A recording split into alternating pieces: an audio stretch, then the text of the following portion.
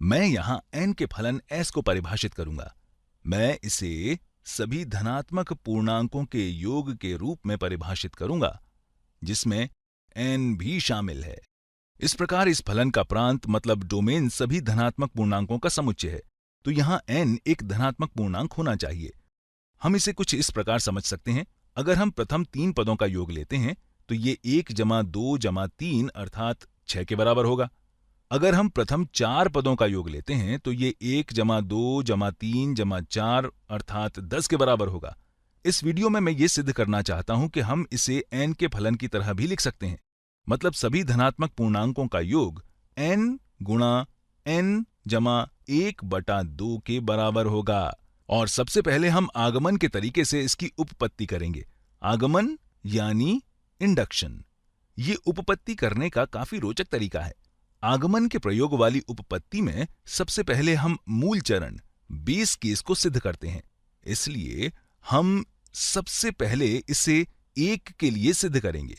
यही हमारा मूल चरण होगा और फिर हम आगमन चरण पर जाएंगे।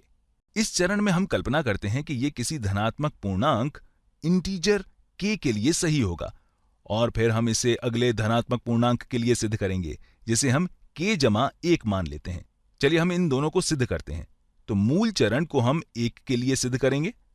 ऐसा जरूरी नहीं है कि हम हमेशा ही इसे 1 के लिए सिद्ध करेंगे। हो सकता है कि हमारा कथन 55 से सभी बड़ी संख्याओं के लिए सही हो या फिर किसी और स्थिति के लिए सही हो, लेकिन इस स्थिति में हम मान रहे हैं कि ये सभी धनात्मक पूर्णांकों के लिए सही है, इसलिए हमारा मूल चरण 1 होगा। फिर हमारे आगमन चरण में हम कल्पना करेंगे कि ये k के लिए सही होगा और अगर हम ऐसा मानते हैं तो ये k जमा 1 के लिए भी सही होगा। तो चलिए अब हम इसे सभी धनात्मक पूर्णांकों के लिए सिद्ध करते हैं। आइए हम यहां सभी धनात्मक पूर्णांकों को लिखते हैं। 1 2 3 4 5 6। हम इसी तरह अनंत तक जा सकते हैं। अब हम इसे 1 के लिए सिद्ध करेंगे। हम इस व्यंजक में n का मान 1 लेकर इसे सिद्ध करेंगे और फिर हम ये सिद्ध करेंगे कि अगर ये किसी k के लिए सही है तो ये k जमा 1 के लिए भी सही होगा। अगर हम जानते हैं कि ये हमारे मूल चरण में 1 के लिए सही है तो आगमन चरण के अनुसार ये 2 के लिए भी सही होना चाहिए, क्योंकि साधारण तौर पर हमने सिद्ध किया है कि अगर ये k के लिए सही है तो k जमा 1 के लिए भी सही होगा। इसी तरह अगर ये 2 के लिए सही है तो ये 3 के लिए भी सही होगा, क्योंकि हम सिद्ध कर चुके हैं कि अगर ये k के लिए सही है तो ये k जमा 1 के लिए भी सत्य होगा। इसलिए अगर ये 2 के लिए सही है तो 3 के लिए भी सही होगा, और अगर ये 3 के लिए सही है तो 4 के लिए भी सही होना चाहिए। इसी प्रकार हम आगे बढ़ते जाएंगे और ये सभी के लिए सही होगा। चलिए अब आगमन द्वारा इसे सिद्ध करते हैं। तो हम यहां n बराबर 1 लेते हैं। यहां 1 तक सभी धनात्मक पूर्णांकों का योग 1 ही होगा, क्योंकि यहां हमारे पास केवल एक धनात्मक पूर्णांक ही होगा। अब हम सिद्ध कर सकते हैं कि ये इसके बराबर होगा 1 गुणा 1 जमा 1/2।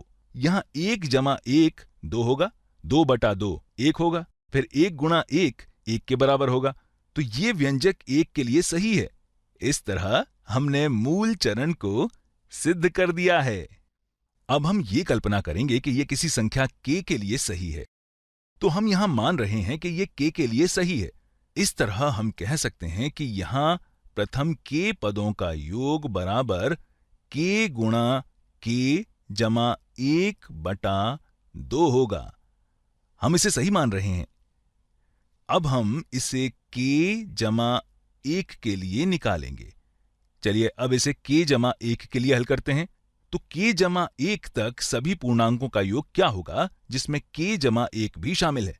ये कुछ इस प्रकार होगा 1 जमा 2 जमा 3 जमा इसी तरह k तक जाएगा, फिर जमा k जमा 1।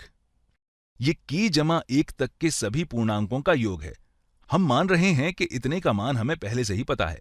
हमने मान लिया है कि ये इसके बराबर होगा, तो ये k गुणा k जमा 1/2 होगा। हम मान रहे हैं कि हमें ये पता है, इसलिए हम इस भाग को लेंगे और k जमा 1 में जोड़ देंगे।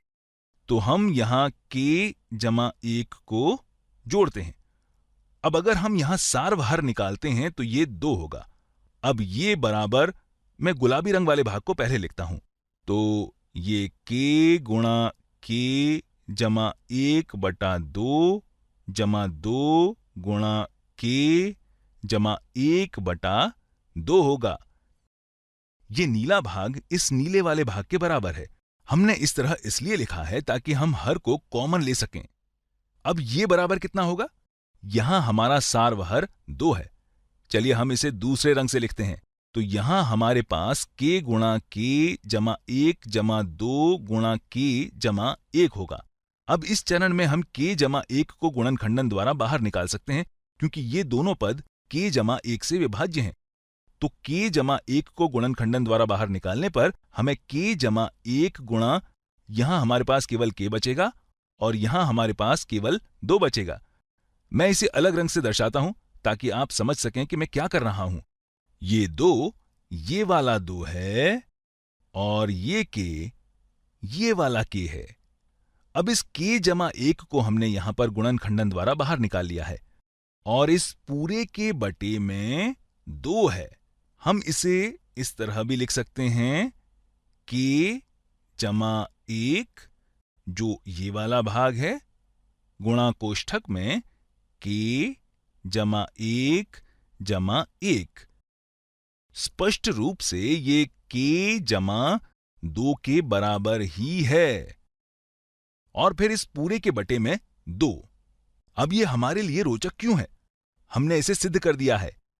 अगर हम मानते हैं कि ये सही है और फिर हम इसे यहां प्रयोग करते हैं, तो हमें k जमा 1 तक सभी धनात्मक पूर्णांकों का योग बराबर k जमा 1 गुणा कोष्ठक में k जमा 1 जमा 1/2 मिलेगा। हम वास्तव में ये दिखाना चाहते हैं कि हमारा मूल सूत्र यानी ओरिजिनल फॉर्मूला k जमा 1 के लिए भी सही है। अगर आप k जमा 1 को यहां n की जगह रखते हैं तो आपको बिल्कुल यही परिणाम मिलेगा जो हमें यहां पर मिला है। तो इस तरह हमने मूल चरण को सिद्ध कर दिया है। ये व्यंजक 1 तक सभी पूर्णांकों के योग के लिए सही है और अगर हम कल्पना करते हैं कि ये k के सभी पूर्णांकों के लिए सही है, तो ये पूर्णांक k जमा 1 के लिए भी सही होगा। तो हमने आगमन मतलब इंडक्शन से इसकी उपपत्ति कर दी है। इससे सिद्ध होता है कि ये सभी धनात्मक पूर्णांकों के लिए सही है। लेकिन ऐसा क्यों है? ऐसा इसलिए है क्योंकि हमने इसे 1 के लिए सिद्ध कर दिया है और फिर हमने ये भी सिद्ध कर दिया है कि अगर ये किसी पूर्णांक के लिए सही है तो ये अगले पूर्णांक के लिए भी सही होगा। तो अगर हम कल्पना करते हैं कि ये 1 के लिए सही है तो ये 2 के लिए भी सही होगा। हम पहले ही सिद्ध कर चुके हैं कि ये 1 के लिए सही है, इसलिए हम मान सकते हैं कि ये 1 के लिए सही होगा और फिर निश्चित रूप से ये 2 के लिए भी सही होगा। इस प्रकार अगर ये 2 के लिए सही है तो ये 3 के लिए भी सही होगा और अगर ये 3 के लिए सही है तो ये 4 के लिए भी सही होगा। हम देख सकते हैं कि ये आगमन चरण निरंतर बढ़ते जा रहे हैं और इसी तरह हम अनंत तक जा सकते हैं। इसलिए ये सभी धनात्मक पूर्णांकों के लिए सही होगा।